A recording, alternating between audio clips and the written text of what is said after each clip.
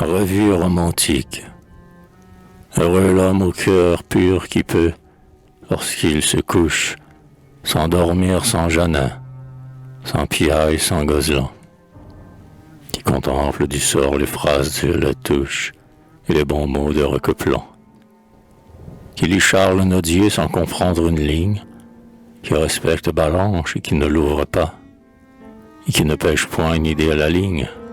dans ce fleuve d'oubli qu'on nomme les débats,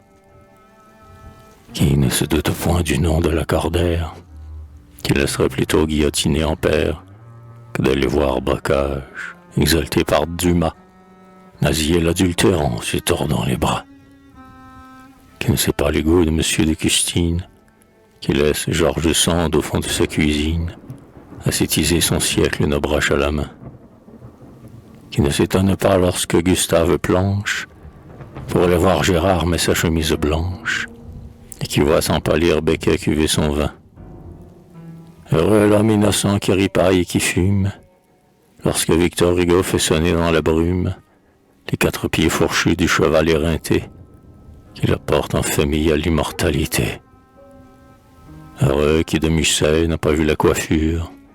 et ses grands éperons qui n'éperonnent rien. Bienheureux surtout qui, dans une onde pure, ne l'a pas vu plonger son torse herculéen. Heureux celui qui dort quand Prosper Mérimée, un genou dans ses mains, absorbant ses fumées, mort d'un air byronien, son cigare en papier, et, du fond caverneux de son col de chemise, décoche en soupirant l'anecdote concise dont le trait satanique égaye le foyer. Heureux qui, dans le vague, au Sénancourt barbotte, s'inquiète aussi peu du sens de ses écrits que de ce qu'il pensait en ôtant ses culottes sur l'herbe courte du Titilis. Heureux qui n'a pas vu le pensif Sainte-Beuve, pour son cœur dévoyé cherchant une âme sœur, durant les soirs d'été répandre, comme un fleuve,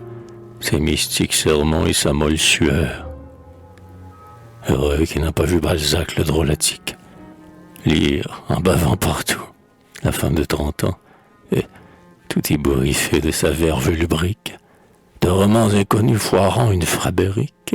craché au trait final, ses 3 dernières dents. Heureux qui n'a pas vu, le soir, dans la coulisse, errer sur les débris d'un proverbe tombé, le pâle de Vigny, vieux cygne en pain d'épices, promenant son œil sombre et ses bons mots d'abbé. Heureux l'homme robuste à la narine austère, qui peut avec Bulose causer une heure entière, sans faire un haut le corps et se boucher le nez. Celui-là peut sur lui voir tomber le tonnerre et descendre sans peur dans les commodités.